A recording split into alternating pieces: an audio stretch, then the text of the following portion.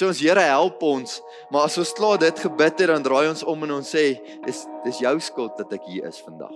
Moenie kyk na die omstandighede rondom jou nie, want dis bedrieglik. Jy sien, as ons kyk na die omstandighede in ons lewe, sal ons baie op en af mense wees. Jy sien, as omstandighede gaan bepaal hoe jy die Here dien, gaan jy nooit werklik die Here dien nie. Die Here vereis van ons om die regte ding te doen, al word daar nie reg teenoor ons opgetree. As die Here vandag jou hart moet deursoek. Welkom by Simfonie se podcast. Simfonie is 'n Suid-Afrikaanse kerk aan die Wesrand van Gauteng, waar ons groot liefde vir mekaar, vir God en vir ons gemeenskap het. In ooreenstemming met 2 Timoteus 3 vers 16, glo ons die Bybel is geïnspireer deur God en is bruikbaar vir lering en regstelling, sodat die kinders van God voorbereid sal wees om in die waarheid elke goeie werk uit te kan voer. Ons is opgewonde om hierdie kosbare, Heilige Gees geïnspireerde boodskap te deel en mag hierdie saad vrugbare grond vind. Goeiemôre gemeente, baie dankie pastoor. Dit is vanoggend vir my 'n voorreg om met julle die woord te deel. Ek wil vanoggend bietjie gesels oor God se uitkoms as jy vasgevang voel. Nou ek weet nie van julle nie, maar hierdie tyd van die jaar het nogal 'n manier om 'n ou vas te druk. Of is dit net ek, nê? Jy kom agter, jy wil op verlof gaan, maar jou finansies werk nie so lekker uit soos wat jy beplan het nie. Of jou besigheid het nie so goed gedoen soos wat jy gehoop het of gedink het hierdie tyd van die jaar nie. Is dit net ek of gaan dit met julle ook so? Is julle ook op daai plek wat jy sê, ek hoop die volgende datum wil net verbykom, want dan gaan dit afdraande, dan kan ek bietjie ontspan. Is jy ook daar? Nee, hierdie tyd van die jaar het 'n manier om 'n ou so bietjie in 'n hoek te wil vasdruk. Het 'n manier om te voel asof jou rug so bietjie teen die bokskruit se toue is. En jy moet net kop bo water hou en seker maak die lewe slat jou nie raak nie. Nou, vanoggend wil ek met jou 'n gedeelte deel uit die woord uit in Exodus wat bietjie gaan oor 'n nasie, 'n volk wie se rug so bietjie teen die toue was. Nou pastoor George het hierdie gedeelte vir ons so rukkie terug bedien as pastoor en hierdie ding het so in my hart geval en ek het ervaar ek moet dit met julle as gemeente ook deel. Nou hierdie gedeelte gaan oor die Israeliete wat vir 400 jaar in slawerny was. En dan ken ons die storie waar die Here die 10 plaae stuur en op die einde van die dag laat die Egiptenare die Israeliete vrygaan.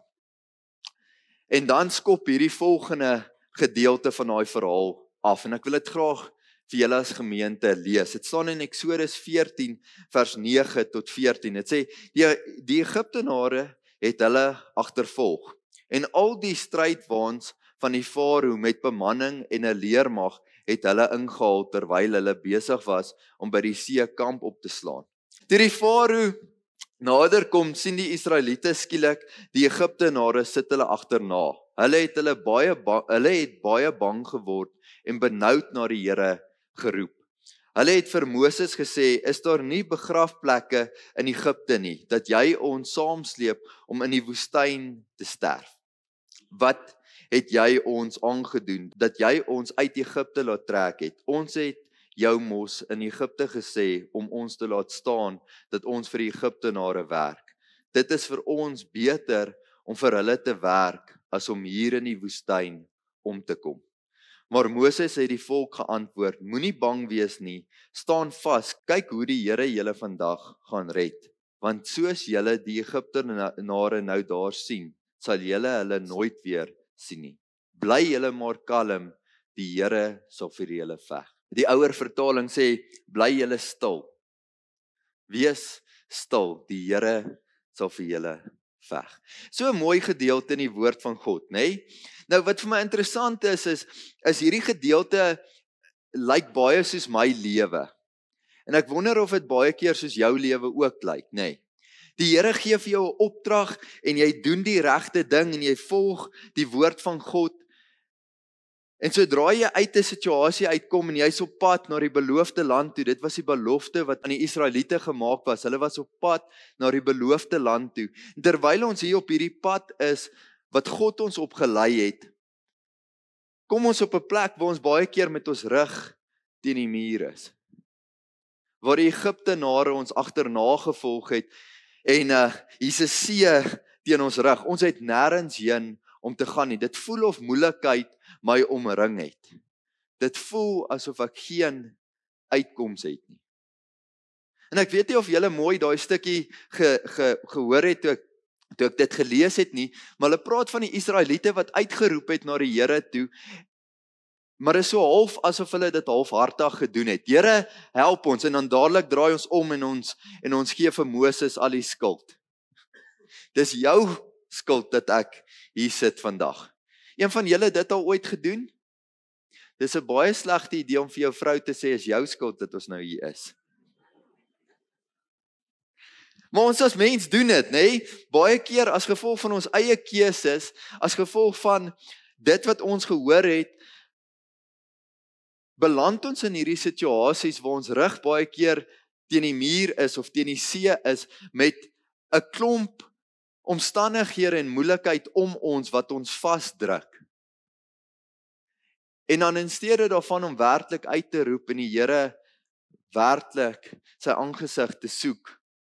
So ons Here help ons, maar as ons klaar dit gebid het, dan draai ons om en ons sê, dis jou skuld dat ek hier is vandag. Ons hou daarvan om die verantwoordelikheid op iemand anders te plaas, nê? En die werklikheid is baie keer die omstandighede waarin ons onsself bevind, is jou skuld. Dis as gevolg van keuses wat jy gemaak het. En ek wil vandag vir jou sê dat baie keer is die keuses nie slegte keuses gewees het, was dalk die regte ding om te doen. Dit was dalk 'n besigheidsdeal wat jy eerder afgekeur het omrede dit nie op God se waardes gebou was. En nou sit jy in hierdie moeilikheid, want daai geld sou ons dalk deurgetrek het en nou is dit weg. En baie keer sit ons in daai situasie en ons sê, Here, maak hier die regte ding gedoen, hoekom is ek hier? Nou, ek wil vir julle vir oggend sê, daar's twee goeters wat ek uit hierdie verhaal uit kan wegvat van die Israeliete.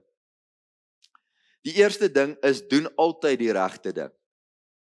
En ek weet nie, as julle bietjie gaan kyk na daai storie verder, vertel dit hoe God 'n wind gestuur het om die Rooi See op te hou, totdat die Israeliete kon deurtrek, en toe hulle deurgetrek het, en die Egiptenare hulle agterna gevolg het, toe vat God die wind weg, en die Egiptenare was nooit weer, soos wat hulle gesien het, met hulle strydwaans en hulle weermag.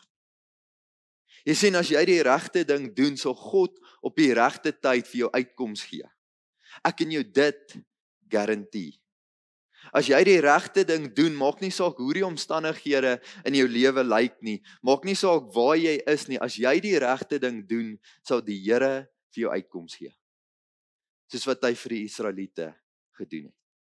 Die tweede ding wat ek in hierdie verhaal lees, of leer, wat vir my so ongelooflik is, moenie kyk na die omstandighede rondom jou nie, want dis bedrieglik.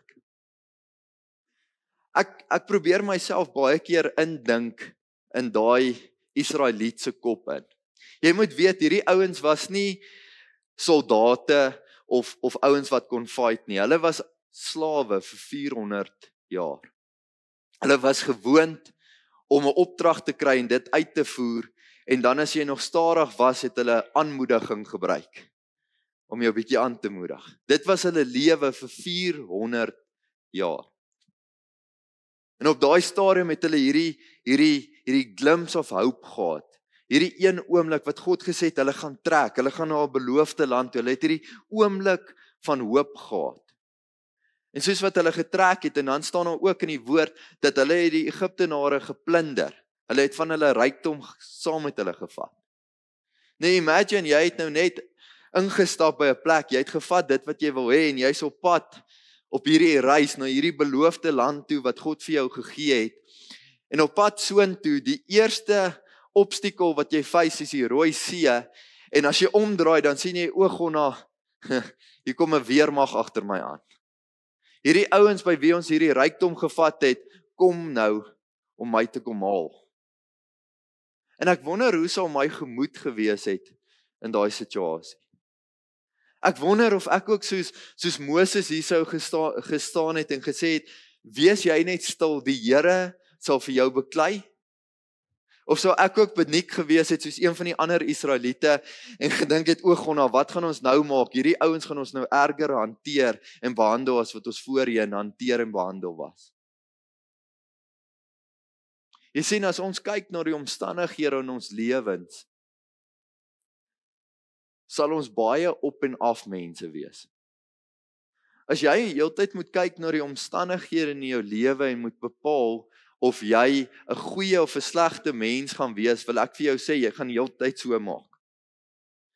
Die ou pastore het gepraat van singplaatmense. Julle al dit van hulle gehoor? Nee? Singplaat Christene. As hy Sondag hier by die kerk wegstap, dan is hy daar bo op die singplaat, nee? Hy's op 'n haai. Hy's hier tussen sy geestelike familie, is lekker hier by die kerk. En aan maandagoggend, dan gebeur daar iets, dan sy ou hier aan die onderkant, dan vloek en skel en skree hy op sy personeel. En die hele week beweeg hy hier onder en dalk gebeur daar ietsie goeds, of die Here is goed vir hom, en dan het sy so bietjie weer, maar hy's weer onder. En is nie lekker om 'n singplaat Christen te wees nie. As jy kyk na jou omstandighede in jou lewe, gaan jy heeltyd so wees. Jy sien, as omstandighede bepaal wie ons is en hoe ons optree, wil ek vir jou sê, jy's nie 'n kind van God nie. As omstandighede bepaal hoe jy gaan optree en wie jy is jy nie 'n kind van God nie. Want dit beteken dat die wêreld jou hart verander en nie Jesus Christus nie. Nou hierdie is 'n ongelooflike storie en ek het nog 2 ander stories wat ek vanoggend graag met jou wil deel. Nou hierdie storie is 'n ongelooflike storie waar God nog steeds hierdie mense red. En ons kan bietjie na daai hele verhaal gaan kyk en jy sal agterkom dat hulle baie 'n klaande nasie was. Dit dink my baie aan ons as Suid-Afrikaners. Ons hou daarvan om te kla. Ons dien die Here, dis so lekker, maar Jessie, ons land, dit gaan sleg, nee. Ons is so 'n muntstuk met 2 kante. Ons wil die Here dien en hom groot maak, maar Jessie, die ekonomie, dis verskriklik. Ons vat nie ons Christenheid of wie ons is in Christus deur ons hele lewe nie. Ons kies wanneer ons Christene wil wees en ons kies wanneer ons dit nie wil wees. Ek wil 2 verhale met jou deel en hierdie stories is verhale wat so in my hart is die afgelope tyd. Die eerste storie wat ek met jou wil deel is Daniël se storie. Nou ek wou oorspronklik oor Daniël in die leeukuil gesels het en toe ek die verhaal bietjie gaan lees het, toe kom ek agter maar Daniël was eintlik 'n baie ouer man toe hy in die leeukuil beland het. As jy my nie glo nie, gaan lees bietjie die verhaal. Dis 'n baie ongelooflike verhaal, maar ek wil vir julle vertel bietjie van hierdie man met die naam van Daniël. 'n Jong man wat eintlik as 'n gevangene geneem is. Nou wat gebeur het is koning Nebukadnesar het Israel oorgeneem. Hy het hulle aangevat en hy het gewen. En dan wat sou gebeur het in daai tyd is koning Nebukadnesar het dan al die wyse ouens, al die ryk ouens en al die koninklike se kinders gevat en hy het hulle as slawe na sy land toe gebring en hy sou dan vir hulle kos en klere gegee het, hy sal hulle opgelei het in hulle taal, in hulle gebruike, in hulle maniere en hulle sal dan verseker gewees het om vir die res van hulle lewe as raadgewers in die koning se paleis te moes werk. Klink nou 'n lieflike lewe, né? Nou hierdie man Daniël en sy 3 vriende was van die ouens wat weggevat was as slawe na koning Nebukadnesar se huis toe. En wat met hulle sou gebeur het is hulle moes 'n sekere manier aangetrek het. Daar was vir hulle klere en kos gegee om hierdie mense se maniere en kultuur aan te leer. En dan gebeur daar iets ongeloofliks. Hierdie jong man sê vir hulle, ek is so bly vir die kos en die goed wat julle vir my gee, maar hierdie goed is onrein en dit maak ons onrein. Ek kan nie die Here dien en dieselfde kos eet as wat julle vir my gee nie. En ons ken die storie, ons ken die verhaal, nê? Dan sê die ou wat oor hulle aangestel is, sê vir hulle, jy kan die verhaal gaan lees, ekskuus, kom ek gaan dalk eers soontoe. In Daniël 1 vers 8 tot 15 is daai hele verhaal. Dan sê die ou wat boor hulle aangestel is, ek is bang vir die koning, maar ek sal vir julle 10 dae gee om groente en vrugte te eet, dan hoef julle nie die koning se kos te eet nie, maar as julle slegter lyk as die ander ouens hierso, dan gaan ons terug op die ander dieet. Okay. En so het Daniël hulle vir 10 dae net groente en vrugte geëet, en dan staan daar dat hulle beter gelyk het as al die ander jong mans wat saamgevat was. Jy sien, Daniël as 'n jong man is in hierdie verskriklike omstandighede, waar ek eintlik sou gesê die Here het ons verlaat. Hulle word oorgeneem deur 'n ander nasie, hulle word gewen, daar was oorlog gevoer, hulle word gewen, en dan word hulle as slawe saamgevat na hierdie koning se koninkryk. En tog verloon hierdie jong man nie sy God nie. Jy sien wat anderste is aan hierdie jong manne se harte as almal anderste is, omstandighede bepaal nie of hulle die Here dien of nie. Hulle weet wie op die troon sit.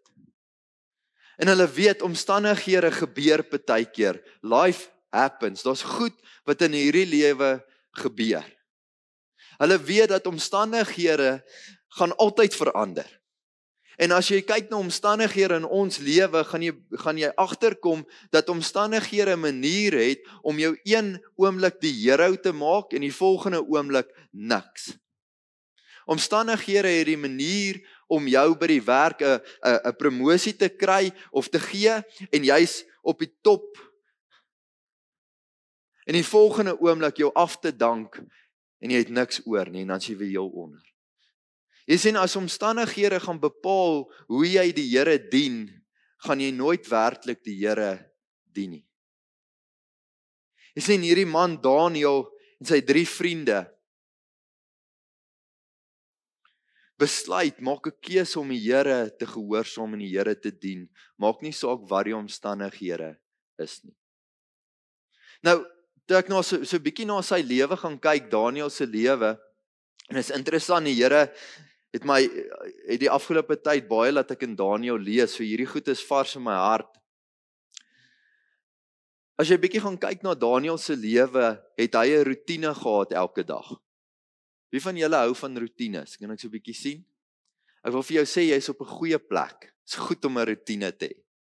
Hierdie man Daniël het 'n roetine gehad. Hy het 'n roetine gehad om elke dag 3 keer 'n dag te bid. Nou kyk, jou gebedslewe en jou verhouding met God gaan alles oor hoeveel tyd jy daarin sit. Dis soos om gym toe te gaan.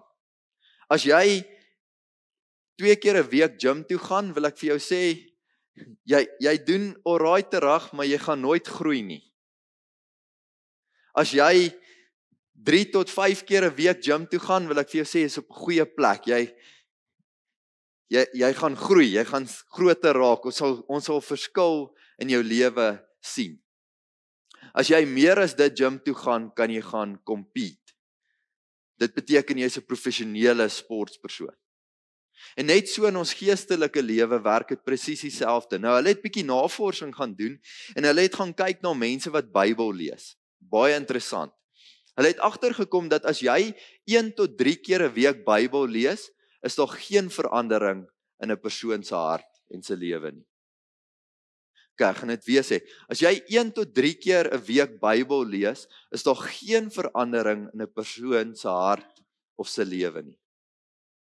Eers van 4 keer af op, begin daar 'n verandering in die hart plaasvind. Dit is vir my baie interessant. Ek's 'n ou wat hou van oefen. Ek's 'n persoon wat baie van my lewe in die gym deurgebring het, so ek verstaan die beginsel.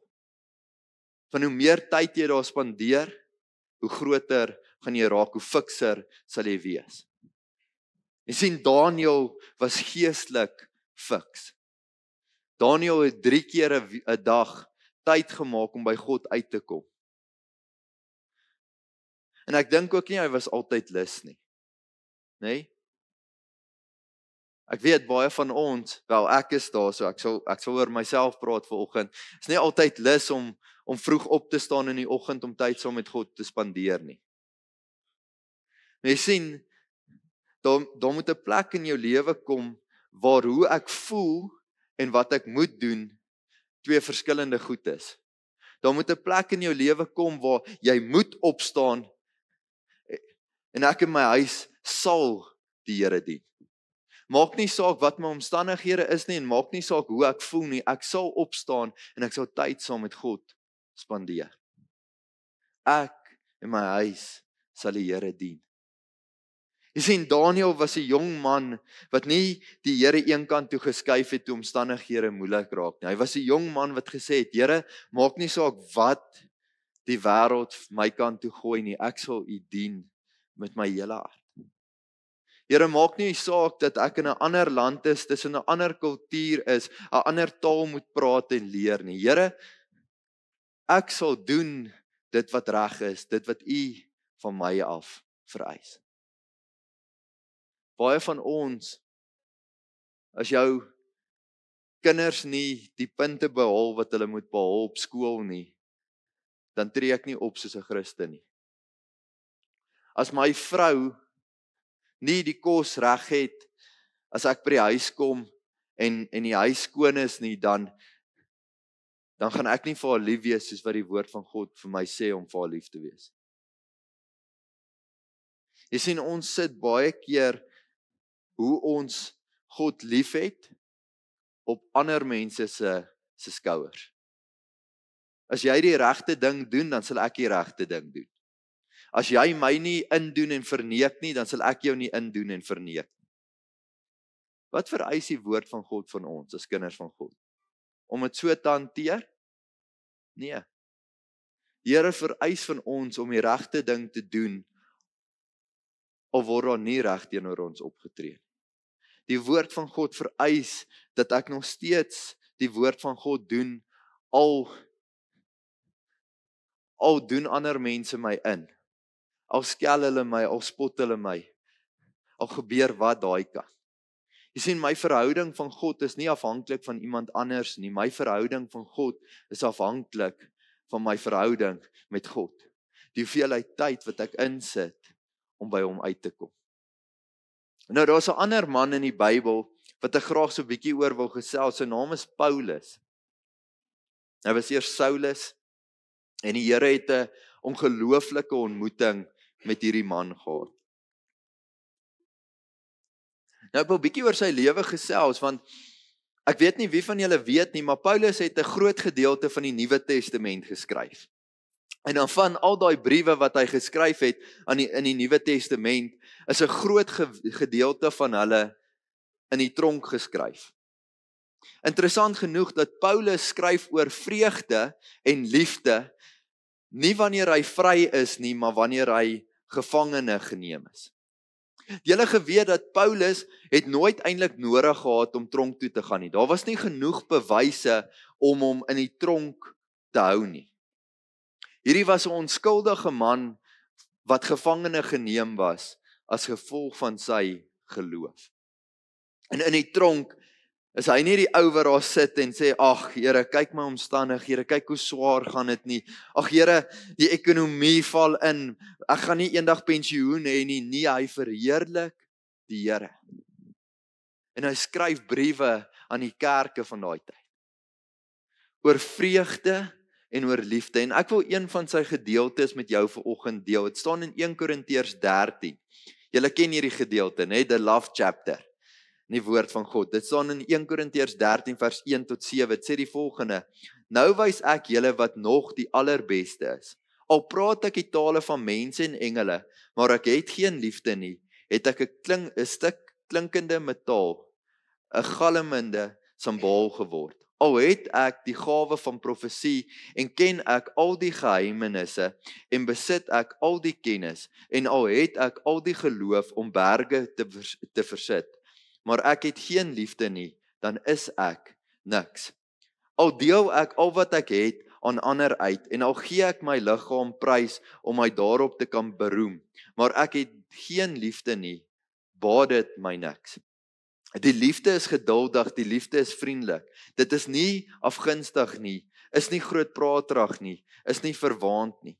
Dit handel nie onwelvoeglik nie, soek nie sy eie belang nie, is nie liggeraak nie, hou nie boek van die kwaad nie. Dit verbly hom nie oor onreg nie, maar verheug hom oor die waarheid. Die liefde bedek alles, glo alles, hoop alles, verdra alles. Hierdie man Paulus word onregverdig toegesluit. Hoeveel van ons was daar nie al ooit onregverdigheid aangedoen nie? Dit is een van die goed in my lewe wat ek haat, is as iemand onregverdig optree. En ek dink ons bly in 'n land waar onregverdigheid die norm is, né? Is jou keuse hoe jy daarop gaan reageer. As jou verhouding met God sterk is dit God wat jou hart moet verander, nie jou omstandighede. As jy tyd saam met die koning van die konings spandeer, is dit hy wat jou hart moet verander. Nie of dit goed of sleg gaan met my.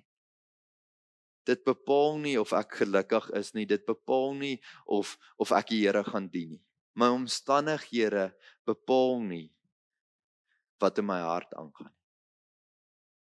En ek wil vanoggend met jou of vir jou vra, wat gaan in jou hart aan? As die Here vandag jou hart moet deursoek, gaan dit goed met jou, is jy gelukkig hoekom dit met jou goed gaan? Of is jy gelukkig hoekom jy die geleentheid het om die Here te kan dien? Verander God nog steeds jou hart? Of bepaal jou omstandighede hoe jy optree en hoe jy dinge en mense hanteer? Is die Heilige Gees op jou, net op Sondag? Ervaar jy die krag van die Here net as jy in sy teenwoordigheid inkom? Of is die krag van die Here altyd saam met jou en by jou? Interessant, hierdie naweek word ek gekonfronteer, en ek gaan afsluit met hierdie gedeelte, nog een versie. Ek word hierdie naweek bietjie gekonfronteer, dat as ek nie 'n pastoor was nie, sou ek nog steeds die evangelie verkondig het. Dit het my bietjie laat wonder. As ek jou moet vra vandag, as jy nie by die kerk is nie, sal mense nog steeds kan sien dat jy 'n Christen is. Wat sal jou antwoord daarop wees? As mense net na jou lewe moet kyk oor hoe jy mense hanteer en hoe jy optree, hoe jy na jou gesin kyk, sal mense kan agterkom jy's 'n kind van God. Of lewe ons maar net so dat ouens nie regtig die verskil kan sien. Ek hou daarvan om te dink dat as ek nie in die bediening was nie, dat ek nog steeds die evangelie sou uitdra. Maar die waarheid is, as 'n ou bietjie kyk na jou lewe en hoe jy optree, kan dit dalk 'n ander prentjie skets. Die Here roep ons vanoggend. En hy wil vir jou sê, ek wil in jou kom woon, ek wil hê jy moet tyd saam met my kom spandeer. Ek wil hê jy moet soos Daniël, maak nie saak wat jou omstandighede is nie, 3 keer 'n dag by my uitkom. Ek ervaar hoe die Here vanoggend ons wil oproep na meer en beter toe. Dis nie meer goed genoeg om te sê ons is net kinders van God nie. Mag ons dit uitleef. Maak nie saak hoe die storms om ons lei.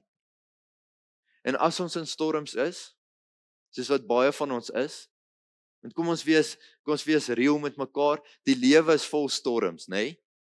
En hierdie tyd van die jaar ervaar 'n ou baie druk. Maar selfs binne daai storms, dat ons nie soos die Israeliete halfhartig na die Here toe sal roep nie. maar mag ons mense wees. Omdat ons 'n roetine het om by God uit te kom, te weet waar ons hulp vandaan kom. Weet dat maak nie saak hoe die storms om ons lyk, hoe die druk om ons toevou nie, die Here sal uitkoms gee. En dan wil ek afsluit vanoggend met hierdie laaste versie, Johannes 16 vers 33 wat sê, dit sê ek vir julle, sodat julle vrede kan vind in my. In hierdie wêreld sal julle dit moeilik hê, maar hou moed, ek het hierdie wêreld klaar oorwin. Halleluja en amen. Mag hierdie kosbare woord van Pastor Franco jou help om varshou te wees, wat ander blootstel aan die smaak van Jesus se karakter. En mag die Heilige Gees jou herinner aan sy woord, sodat jy voorbereid sal wees vir elke goeie werk.